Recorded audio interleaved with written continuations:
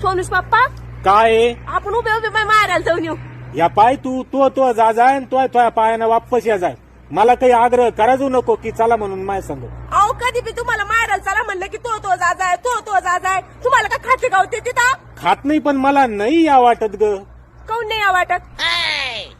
मला असं फसवणूक झाल्यासारखं वाटतं सोनूची मम्मी.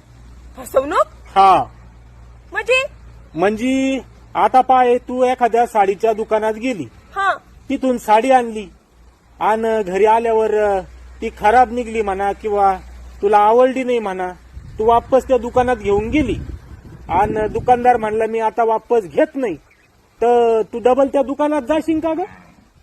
सांग ना मला, खरं सांग, जाशील त्या दुकानात? मी कशाला जाईन त्या दुकानात. म्हणजे मग एवढे पैसे घ्यायला राहील आणि ती साडी जर घरी आल्यावर खराब निघली आणि मी जर वापस करायला गेलं त्याने ती वापस घ्यायला पाहिजे ना. आणि जर त्याने वापस नाही घेतली तर मी कशाला जाईन तिथं, दुसऱ्या दुकानात जाईन ना. तेच म्हणतो मग मी, तेच म्हणतो. मला तसंच वाटतं सासरवाडीला जायचं असलं की मला नाही जा वाटत ग, नाही जा वाटत मला. तशीच अवस्था होईल.